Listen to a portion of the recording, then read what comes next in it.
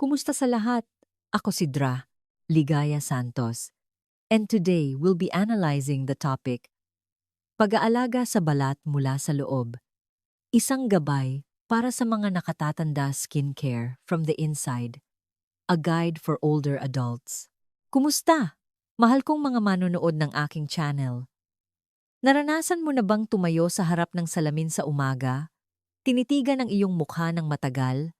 At pagkatapos ay bumuntong hininga ng bahagya, hindi dahil sa kalungkutan, kundi dahil sa bilis ng paglipas ng panahon.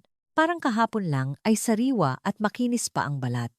Ngunit sa loob lamang ng ilang taon, ang mga kulubot ay lumitaw na ng mas malinaw sa sulok ng mga mata, sa noo, at sa paligid ng bibig. Ang balat ay hindi na kasing liwanag tulad ng dati. Minsan, mukha itong medyo maitim, medyo tuyo, at mas pagod kaysa sa aktwal na edad. Maraming nakatatanda ang nagbahagi sa akin na sinubukan na nila ang iba't ibang uri ng cream at serum. Ang ilan ay hindi rin mura. Ngunit pagkatapos ng ilang panahon ng paggamit, napansin lang nila na bahagyang lumambot ang balat. Ang malalim na kulubot ay nanatili pa rin. Ang ilan ay natatakot sa dami ng kemikal sa mga pampaganda at nag-aalala kung may masamang epekto ang pangmatagalang paggamit, kaya patuloy silang nag-aalangan. Hindi nila alam kung paano aalagaan ng tama ang kanilang balat sa edad na ito. Sa totoo lang, mga kaibigan, sa gitnang edad at sa pagtanda, ang ating balat ay nagbabago hindi lamang dahil sa panlabas na salik, kundi, higit sa lahat, mula sa loob ng katawan. Habang tumataas ang edad, bumabagal ang natural na produksyon ng collagen at elastin, mas madaling mawalan ng tubig ang balat, at humihina ang sirkulasyon, kaya madaling maunawaan kung bakit nagiging mapurol at hindi na gaanong matatag ang balat. Kung aalagaan lamang natin ang panlabas na bahagi ng balat at ipagwawalang bahala ang nutrisyon at lifestyle mula sa loob, ang mga resulta ay magiging napakabagal at hindi pang matagalan. Ito ang dahilan kung bakit sa video ngayon, nais kong ibahagi sa inyo ang isang napakasimpleng paraan ng pag-aalaga sa balat na angkop para sa mga nakatatanda.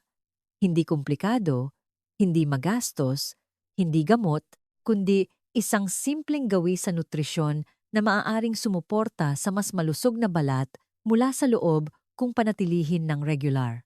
Hindi ito isang mahika na magpapabata sa balat agad-agad, kundi isang paraan upang matulungan ang balat na maging mas nourished araw-araw upang maging mas maliwanag, mas hydrated, at mas may sigla sa paglipas ng panahon. Kung sa tingin mo ay mas tuyo, mas maitim, o gusto mo lang alagaan nang mas mabuti ang iyong sarili sa edad na ito, maglaan ng ilang minuto upang patuloy na panoorin ang video ngayon. Ibabahagi ko ng detalyado ang bawat sangkap, ang dahilan kung bakit ito kapaki-pakinabang para sa balat ng mga nasa gitnang edad at nakatatanda, at kung paano ito gamitin ng angkop sa iyong kalusugan. Kung sa tingin mo naman ay malusog ka pa at wala pa masyadong problema sa iyong balat, binabati kita. Ang video na ito ay makakatulong sa iyo na maunawaan kung paano pangalagaan ng mas mabuti ang iyong kasalukuyang balat upang mapabagal ang proseso ng pagtanda sa natural at ligtas na paraan. Ngayon, sama-sama nating talakayin ang susunod na bahagi upang mas maunawaan ang mga pamilyar na natural na sangkap, ngunit napakapakinabang para sa balat ng mga nasa gitnang edad at nakatatanda kung gagamitin ng tama. Mga kaibigan, bago natin pag-usapan ang tungkol sa paghahanda, gusto kong maunawaan ninyo ang papel ng bawat sangkap sa inuming ito para sa balat ng mga nasa gitnang edad at nakatatanda. Kapag naintindihan mo na, magiging mas panatag ka sa paggamit. Hindi na parang sumusunod lang sa uso o nakikinig sa sabi-sabi. Ang unang sangkap ay kamatis. Ang kamatis ay isang napakapamilyar na prutas sa ating pang-araw-araw na pagkain. Ngunit iilang nakatatanda ang nakakaalam na ang kamatis ay naglalaman ng isang napakahalagang aktibong sangkap na tinatawag na lycopene. Ito ay isang natural na antioxidant na may papel sa pagprotekta sa mga selula ng balat mula sa epekto ng edad at kapaligiran. Kapag tumatanda, tumataas ang mga free radicals sa katawan na nagdudulot ng pinsala sa estruktura ng balat. na nagiging sanhi upang mas madali itong kumulubot at maging mapurol. Ang lycopene sa kamatis ay tumutulong na pabagalin ang prosesong ito. Bukod pa rito, ang kamatis ay naglalaman din ng natural na bitamina C, isang mahalagang salik para sa katawan upang mag-synthesize ng collagen. Ang collagen ay parang balangkas na sumusuporta sa balat. Kapag bumaba ang collagen, mas madaling lumaylay at humina ang balat. Ang regular na pagdaragdag ng mga pagkaing mayaman sa bitamina C ay makakatulong sa katawan na mapanatili ang prosesong ito ng mas mahusay sa paglipas ng panahon. Ang ikalawang sangkap ay carrot. Ang carrot ay may katangi-tanging kulay orange dahil sa mataas na nilalaman ng beta-carotene. Kapag nasa loob ng katawan, ang beta-carotene ay magiging bitamina A sa angkop na antas. Ang bitamina A ay may papel sa pagsuporta sa proseso ng pagbabago ng mga bagong selula ng balat, na ginagawang mas sariwa ang balat, binabawasan ang pagiging mapurol dahil sa pagtanda ng balat. Para sa mga nakatatanda, mas mabagal ang proseso ng pagpapalit ng balat kaysa sa mga kabataan, kaya ang pagdaragdag ng mga pagkaing mayaman sa beta-carotene ay makakatulong na masuportahan ang paggaling ng balat ng mas mahusay. Bukod pa rito, ang karot ay naglalaman din ng maraming antioxidant na nagpoprotekta sa balat mula sa mga sanhi ng maagang pagtanda. Ang ikatlong sangkap ay pipino. Ang pipino ay naglalaman ng napakataas na dami ng tubig na tumutulong na magbigay ng natural na hydration sa katawan. Sa gitnang edad, maraming nakatatanda ang hindi na nakakaramdam ng uhaw ng malinaw tulad ng dati. Kaya madali silang kulang sa tubig na nagiging sanhi ng pagkatuyo ng balat at mas madaling lumabas ang mga kulubot. Ang pagdaragdag ng pipino sa inuming ito ay tumutulong na punan ang tubig sa katawan ng banayad. Bukod pa rito, ang pipino ay naglalaman din ng ilang mineral na tumutulong sa balat na mapanatili ang kahalumigmigan ng mas mahusay, kaya ang balat ay mukhang mas buo at mas komportable, lalo na sa mga nakatatanda na may tuyo o sensitibong balat. Ang susunod na sangkap ay kalamansi. Ang kalamansi ay isang mayaman na natural na pinagmulan ng bitamina C. Hindi lamang sinusuportahan ng bitamina C ang proseso ng pagbuo ng collagen, kundi tumutulong din ito upang maging mas maliwanag at mas pantay ang kulay ng balat sa paglipas ng panahon. Gayunpaman, nais kong bigyang diin sa inyo na ang kalamansi ay kailangang gamitin ng tama. Gumamit lamang tayo ng pinunong kalamansi na hinaluan ng tubig para inumin, at huwag na huwag itong direktang ipahid sa balat, lalo na kapag nasa ilalim ng araw, dahil maaari itong maging sanhi ng pangangati at pag-itim ng balat. Para sa mga nakatatanda na may mahinang tiyan, ang dami ng kalamansi na dapat gamitin ay dapat nakatamtaman upang maiwasan ang discomfort sa tiyan. Ang huling sangkap ay luya. Ang luya ay isang uri ng ugat na may mainit na katangian na madalas ginagamit sa tradisyonal na gamot. Tumutulong ang luya na mapabuti ang sirkulasyon ng dugo, kaya ang mga sustansya ay mas epektibong na ipaparating sa balat. Kapag maayos ang sirkulasyon ng dugo, ang balat ay karaniwang mukhang mas pinkish at mas may sigla. Bukod pa rito, sinusuportahan din ng luya ang proseso ng pagtanggal ng toxins mula sa loob, na nagiging dahilan upang maging mas malinis at mas malusog ang balat sa paglipas ng panahon. Gayunpaman, para sa mga nakatatanda, ang luya ay dapat lamang gamitin sa maliit at sapat na dami upang makatulong. Kapag pinagsama-sama ang mga sangkap na ito, hindi tayo lumilikha ng isang mahiwagang inumin na magpapabata sa balat agad-agad, kundi isang inuming may sustansya na tumutulong sa katawan na makakuha ng bitamina, mineral, at antioxidant sa natural na paraan. Kung pananatilihin ng regular, ang balat ay maaaring masuportahan ng mas mabuti mula sa loob, na nagiging mas maliwanag, mas hydrated, at mas may sigla sa paglipas ng panahon. Sa susunod na bahagi, Ligaya Santos ay magtuturo sa inyo kung paano ihanda ang inuming ito sa simpleng paraan, madaling gawin, at lalo na angkop sa kalusugan ng mga nakatatanda upang mailapat ninyo kaagad sa bahay nang hindi nahihirapan.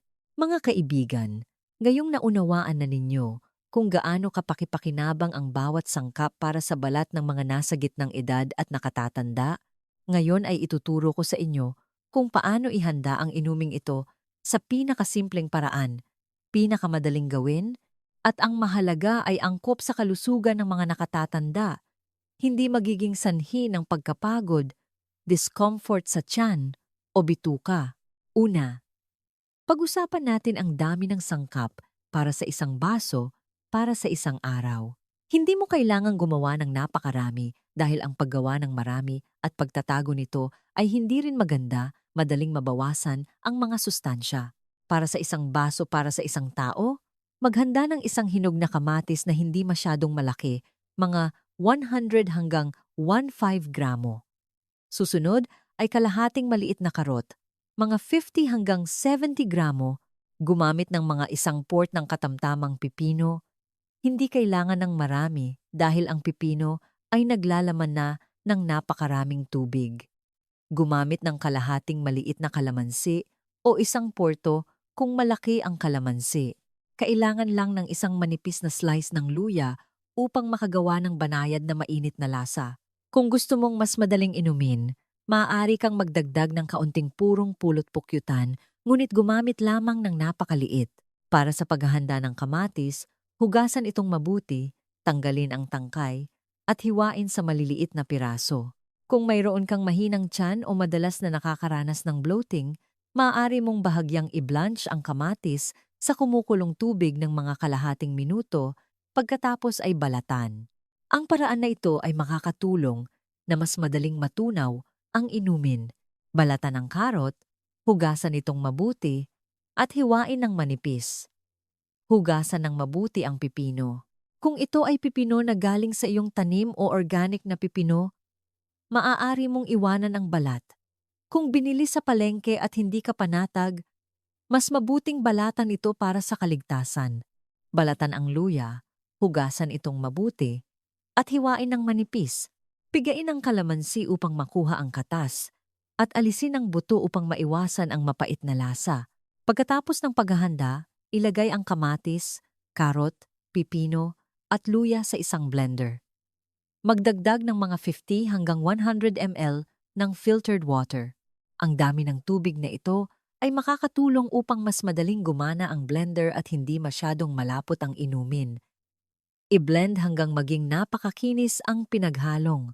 Ang masusing pag-blend ay makakatulong upang mas mabuti ang paglabas ng mga sustansya at mas madaling maabsorb ng katawan. Pagkatapos i-blend, maaari mong salain sa pamamagitan ng salaan o manipis na tela upang alisin ang sapal kung mahina ang iyong tiyan o hindi sanay uminom ng may sapal. Kung mayroon kang magandang digestive system at gusto mong samantalahin ang karagdagang fiber, maaari mo ring inumin ang lahat ng sapal. Susunod, ilagay ang pinunong katas ng kalamansi sa baso at haluin ng mabuti. Kung sa tingin mo ay medyo mahirap inumin, maaari kang magdagdag ng isang maliit na kutsarita ng purong pulot pukyutan upang makagawa ng banayad na tamis. Huwag magdagdag ng marami. Ang inuming ito ay dapat inumin kaagad pagkatapos ihanda upang matiyak na sariwa pa ang mga sustansya. Ang pinakaangkop na oras ay sa umaga bago kumain ng mga 20 hanggang 30 minuto kapag mas madaling maabsorb ng katawan ang mga sustansya. Kung hindi ka sanay uminom sa umaga, maaari mo rin itong inumin sa hapon bilang isang magaan na merienda. Huwag uminom ng masyadong gabi upang maiwasan ang bloating o hirap matulog. Nais ko ring idagdag ang paalala sa inyo na kung mayroon kang sakit sa tiyan, bato, o umiinom ng gamot para sa pangmatagalang paggamot, dapat mong bawasan ang dami ng kalamansi at luya o kumonsulta sa doktor bago ito regular na panatilihin. Bawat tao ay may magkakaibang konstitusyon, kaya ang pinakamahalaga ay pakinggan ang iyong katawan. Kung sa pag-inom ay nakakaramdam ka ng ginhawa, maaari kang magpatuloy. Kung nakakaramdam ka ng pagkirot o discomfort, dapat mong ayusin muli ang dami upang maging angkop. Sa susunod na bahagi, Dra. Ligaya Santos ay magkukuwento sa inyo ng isang tunay na kuwento tungkol sa isang nakatatanda na matiyagang nagpatuloy sa gawin na ito at nakaranas ng positibong pagbabago hindi lamang sa balat kundi pati na rin sa espiritu upang magkaroon kayo ng karagdagang inspirasyon kung nais mong ilapat ito ng matagalan. Mga kaibigan, upang mas madali ninyong mailarawan ang epekto ng pag-aalaga sa balat mula sa loob, ibabahagi ko sa inyo ang isang napakasimpleng kuwento. Hindi ito kuwento ng advertising o pagmamayabang, kundi isang karanasan ng isang nakatatanda tulad ng marami sa inyo na nanonood ng aking channel. Ang pangalan niya ay Tia Nena, 65 taong gulang ngayong taon. Si Tia Nena ay isang babae na inilaan ang buong buhay niya sa pag-aalaga sa kanyang pamilya, mga anak at mga apo. Kaya halos hindi niya kailanman binigyan ng oras ang sarili niya para alagaan ng tama. Madalas niyang sinasabi ng pabiro na noong bata pa siya ay abala, ngayon naman ay malaya na siya ngunit pakiramdam niya ay matanda na siya at wala nang gana na tumingin sa salamin. Tuwing titingin siya sa salamin, nakikita lang niya na mas maitim ang balat, mas malinaw ang mga kulubot, at mas pagod ang mukha kumpara sa kanyang aktwal na edad. Sinubukan din ni Tia Nena ang ilang uri ng cream, ngunit pagkatapos ng ilang panahon ng paggamit ay iniwan din niya ito dahil pakiramdam niya ay walang gaanong pagbabago. At natatakot din siya na baka may masamang epekto ang pangmatagalang paggamit. Nang ibinahagi ko ang tungkol sa pag-aalaga sa balat sa pamamagitan ng pagdaragdag ng nutrisyon mula sa mga pamilyar na sangkap, sinabi niya na sa edad na ito, normal lang na pangit ang balat at kahit nagawin pa, malamang na hindi rin gaanong magbabago. Gayunpaman, pagkatapos nito, dahil naisip niya na ang mga sangkap na ito ay pawang pang-araw-araw na gulay at prutas, walang masama, kaya nagpa siya siyang subukan na panatilihin ito bilang isang magandang gawi para sa kalusugan kaysa sa pagbigyan ng diin ang kagandahan. Sa umaga, naglalaan siya ng ilang minuto upang mag-blend ng isang maliit na baso ng inumin, iniinom ito ng dahan-dahan bago kumain ng almusal. Sa mga unang araw, wala siyang napansing pagbabago. Minsan pa nga ay nakakalimutan niyang uminom dahil sa abala sa bahay. Pagkatapos ng mahigit isang linggo, napansin ni Tia Nena ang isang maliit na bagay na nagpasaya sa kanya. Ito ay ang kanyang balat ay hindi na nakakaramdam ng pagkatuyo, lalo na sa umaga pagkatapos gumising.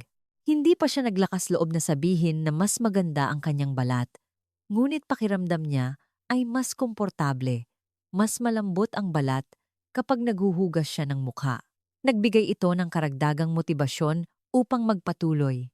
Mga 3 hanggang 4 na linggo pagkatapos, nang masusing tumingin sa salamin, napansin niya na medyo mas maliwanag ang kanyang balat at hindi na gaanong mapurol ang kanyang mukha tulad ng dati. Nandoon pa rin ang mga kulubot, ngunit hindi na gaanong matindi, hindi na nagpapagod sa kanyang mukha tulad ng dati. Ang mas mahalaga ay pakiramdam niya ay mas maayos ang kanyang kalooban, mas masaya dahil tuwing umaga ay mayroon siyang maliit na bagay na ginagawa para alagaan ang kanyang sarili. Minsan, may dumating na mga kaibigan niya na kaedad niya. May nagtanong ng pabiro na bakit daw siya mukhang mas malusog at mas sariwa ang balat ngayon. Ngumiti si Tia Nena ng mahinahon, sinabi niya na wala namang espesyal na sikreto, kundi mas regular na kumakain, mas maagang natutulog, at pinapanatili ang isang baso ng inuming gulay at prutas araw-araw. Sinabi niya na hindi siya bumata, ngunit ang pakiramdam na inaalagaan siya at binibigyan ng pansin ang sarili niya ay nagpasaya sa kanya ng husto sa buhay. Ang kwento ni Tia Nena ay hindi upang patunayan na ang inuming ito ay makakapagtanggal ng mga kulubot o magpapabata ng balat tulad ng sa edad 20, kundi upang ipakita sa inyo na kapag matiyaga nating inaalagaan ang katawan sa pamamagitan ng maliliit at malusog na bagay, ang katawan ay tutugon sa sarili nitong positibong paraan. Para sa mga nakatatanda, minsan ang pinakamahalagang bagay ay hindi kung ilang taon ang bumata, kundi ang pakiramdam na mas malusog, mas magaan ang katawan, at mas masaya tuwing tumitingin sa salamin. Sa pagtanda, ang pag-aalaga sa ating balat ay hindi lamang tungkol sa mga panlabas na produkto, kundi higit sa lahat. Ang simpleng gawin ng pag-inom ng pinagsamang kamatis, karot, pipino, kalamansi, at luya ay nagbibigay ng mahalagang sustansya na sumusuporta sa kalusugan ng balat. Bagaman hindi ito isang mabilisang solusyon, ang regular na pagpapanatili ng gawin na ito ay makakatulong sa balat na maging mas maliwanag, mas hydrated, at mas may sigla na nagdudulot din ng pangkalahatang pakiramdam ng kabutihan at kasiyahan. Ang pag-aalaga sa sarili sa edad na ito ay isang paglalakbay na puno ng pag-ibig at pagpapahalaga sa ating sarili. Maraming salamat po sa inyong panunood. Umaasa ako na ang mga impormasyong ibinahagi ko ay magiging kapaki-pakinabang sa inyong paglalakbay sa pangangalaga sa inyong balat. Hanggang sa muli,